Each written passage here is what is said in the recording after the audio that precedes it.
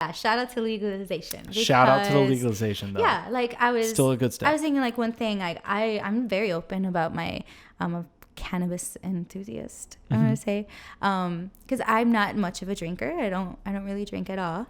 It gives me a headache. It gives me a hangover. Yo, también. Yeah, I just don't. I don't like being out of control either. Like, not that I'm a control freak, but I don't like. Alcohol, you lose it. Yes, you lose legitimately your lose impairment. You can knock out, and there's just like a lot. You get sick instantly. There's so much risk that's involved with it, and it's so normalized that it's so permeated the culture in a way that college is just expected. You're just supposed to go there and pick up an alcohol habit. Yeah, you're supposed to party all hardcore and like get drunk every day, blah blah.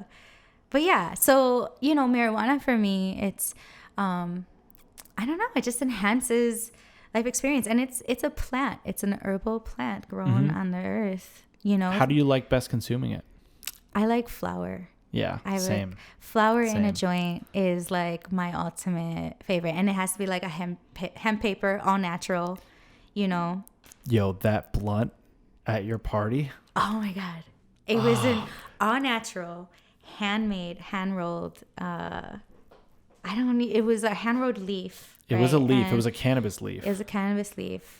And it held, like, this one joint holds 1.5 grams. Yeah. No, that was a blunt. That's circulated. That was a blunt. That's circulated. And that circulated many times. It was so good. And it's so great. But look at the conversation that we had. Like, we were just all having a good time. Mm-hmm. No one's toppling over.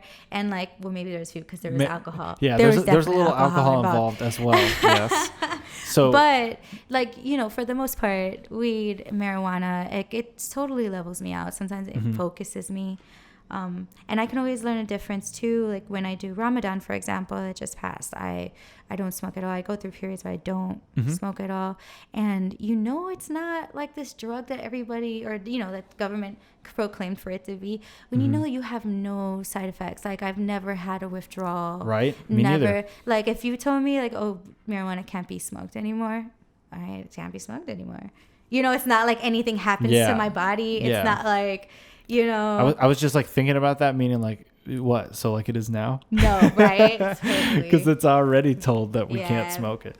Yeah. But there's so many just medicinal qualities to it. And I know Illinois has put it recreationally now, but there's just hope they know, like the lawmakers out here for real know that it is so like not the drug that. Yeah, it's not the drug it's not impairing. No.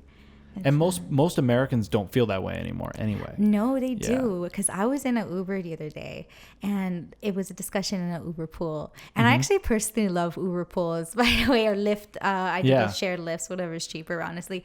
But I do them both because like I don't mind being in other places with other people, I don't mind if a dialogue comes up, and sometimes it's interesting to learn about people and just where they go and where they're coming from, while you're doing your shit, Yeah, it's usually a quick drunken conversation. Right, or quick anything, because I take a lot, like around the cities. I run a city, I don't have a car, so I'm either on public transit, my bike, or in a shared ride.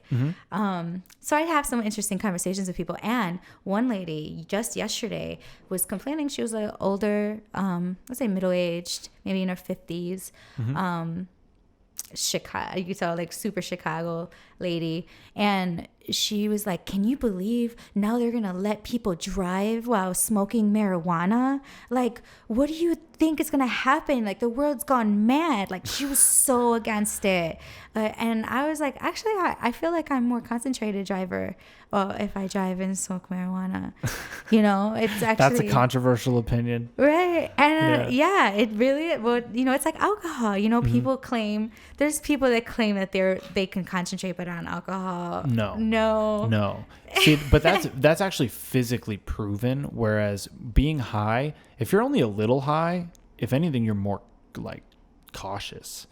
But if you're super high, then I think it's impairing your driving. Yeah. But I don't think, like, I'm never in a hurry. I don't think like one drink is equivalent to like being a little high. I don't know. I just don't think it's the same in terms of how it impairs your driving. And I think the science backs me up, but I don't know.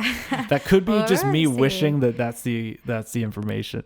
So, but it's marijuana has been legalized now, and like how many states is it now? It's like 8 to 11. One of those. A lot. I don't know. One of those. I'd have to see one of the maps. Colorado. Speaking of Colorado, they've been legalized for a couple years now, and I go to Colorado often. I go at least like once a year for the last like maybe decade, maybe 6 to 8 years, and I've seen the improvements on Denver and even on Colorado Springs. I've seen the improvements of the roads. The schools are looking cleaner. There's definitely a lot more development, which can be a good and bad thing, but there's a lot more. It's changing. It's helping, and talking to my friends who live in Denver say that it actually is going into the school system. And, they don't have the problems that we do here as far as education, because or now we can't fund the schools. Yes, and it brings in so much revenue, so much revenue. Like, honestly, I don't mind paying that extra tax for marijuana if I know it's going into our schools. If it's going to help the schools, if it's going 100%. into our streets, into the pothole problem that we have. Oh my God, that's a whole other problem. It's so crazy. Yeah. But these roads go through a lot, though. In their defense, they go through a lot.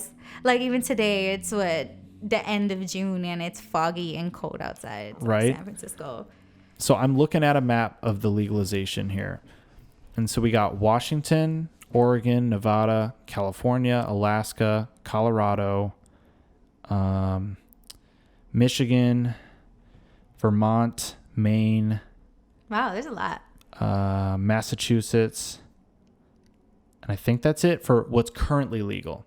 Then on top of it, we have some type, whether it's medically or expected to go fully legal, which because some of these have passed it, but it's not fully in effect like it is in Illinois.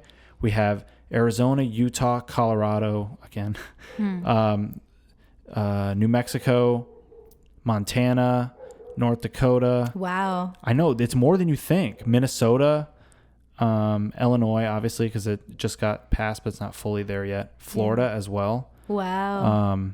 And then New York is also one that's expected to go legal soon. That would be a big one. New Jersey. But see, and it's been it's crazy. So the reason why I think now this is like becoming more states want to be part of it is because you see the cities and the states that have legalized already, and there's no difference. It's not like it's skyrocketing. The world isn't falling apart. Yeah. There's not like this crazy, like everybody's like crashing and the world, whatever. California has been legal for a little bit now, these couple years. And medicinally, they've been legal for a lot longer. Right. And I mean... I'm so excited for it to be in Chicago. I've never gone, full disclosure, I've never gone to a dispensary? I've never gone to my goodness. I've never been able to. I've been to a lot. Yeah. You know what? Denver has a lot. At Denver in the art district, they call it the Rhino District. There's a lot of really cool dispensaries. They're like art gallery / hangout / vinyl shops, t-shirt shops. Like there's just so many different cool things. There's one that's a brewery. It's a cannabis brewery. So it's like cannabis infused drinks, or yeah, that too.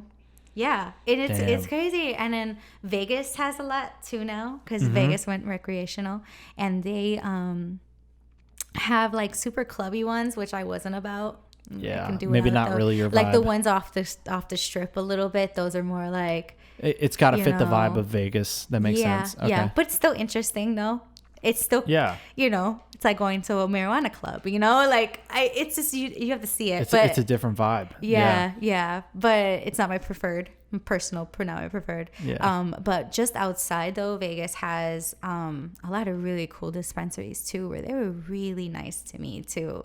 And that's another thing. At any dispensary, whether it's LA, anywhere, everyone who works at a dispensary is very informative. They know their shit. Yes. And so they're like, what are you looking for? What kind of high? You can tell them, like, I just want to lay on the couch, maybe do some art.